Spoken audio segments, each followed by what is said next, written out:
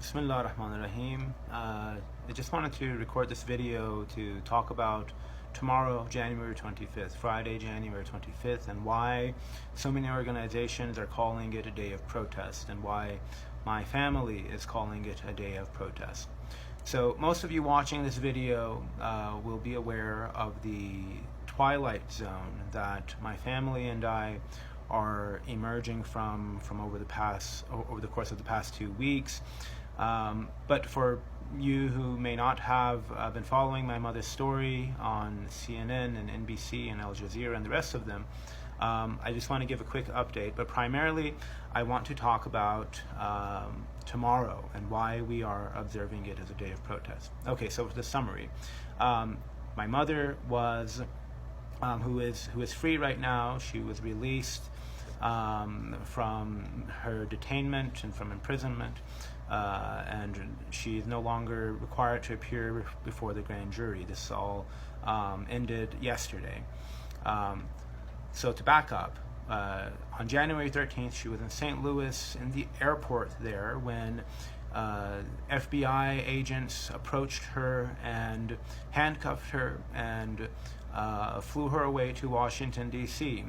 My family and I had no idea why this had happened, and for the longest time we didn't even know where she was, and we weren't able to speak to her. And when things started to become clear several days later, as if to encourage us, they told us that don't worry, your mother is not being charged with anything, that she is completely innocent of any charges, and that she is being held as a witness.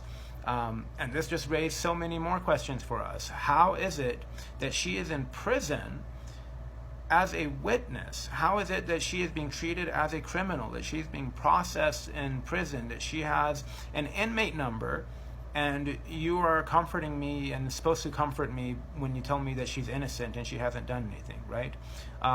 So that's the gist of it. My mother is a well-known journalist and activist, especially in the Middle East. People know her quite well. If you want to know more about it, you can look up her name, Marzia Hashemi. I'll make sure to put her name in the description. But as for tomorrow and why we're calling it a day of protest, yes, my mother, alhamdulillah, she's been released, and she won't be appearing before that grand jury again. However, we want answers. There are so many questions that we have, and we have concerns. If it is possible for the FBI to detain somebody with a high profile and do so with impunity, then that can happen to any of us, right? That is really concerning. If they can imprison us with impunity, then this is something that is concerning. If they can strip away your religious liberties, and her religious liberties were violated severely over the past of these 2 weeks. If they can take away your civil liberties, and they can do that with impunity, then this is really alarming. It's quite alarming for so many of us, and we want answers.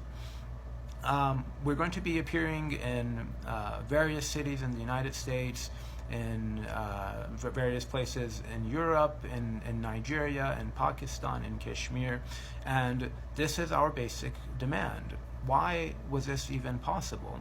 And we also want to raise awareness, right? So many people, every Muslim that you talk to has an FBI story, and that's not okay. Why is it that we are being treated as targets by the FBI? Why is it that we can be investigated even though there is no crime to be investigated by the FBI? Why is it that we can be imprisoned and detained potentially indefinitely, right? If you read the laws that were used to detain my mother, she could have been detained indefinitely without any charges brought against her. And that's not acceptable. It's not acceptable that we all have encounters with the FBI. So we want to raise awareness. luckily in this country we're having conversations, we're starting to have conversations about the relationship between the African American community and the police. A lot of that is coming to light. I think it's time that we also start to talk about the relationship between the Muslim community and the FBI. Right, so this is something that I feel very strongly that we need to bring awareness toward. We want a government and we want strong organizations that work for us, American citizens, taxpayers in this country, the same way that it works for everybody else. We don't want to be treated as targets or objects of investigation, even if we haven't been charged with anything. And this is what the case of my mother really highlights, is that she was not charged with anything while she was sleeping on the prison floor for the past 2 weeks. This is not acceptable to us, and we want to demand answers tomorrow. I think that, we want to hold the government accountable. It doesn't make sense that we have civil liberties, but the government can decide when those liberties are applicable and when those liberties are not applicable. That we have religious liberties, but the government can decide for whom they are applicable and for whom they are not applicable, right? This is what we want to raise awareness about. These are the kinds of questions that we want to ask. And we don't want this to happen to us ever again. We don't want this to happen to any of our Muslim or minority brothers and sisters ever again. And so we want to raise that kind of awareness. I'll put links in the description for the events in DC and other cities in the United States for tomorrow. I will be speaking at Washington, D.C. My mother, who is free and she's been released now, she will be speaking in Washington, D.C. And there will be great events all across the country. I'll have that in the description, and I hope to see you there. Thank you.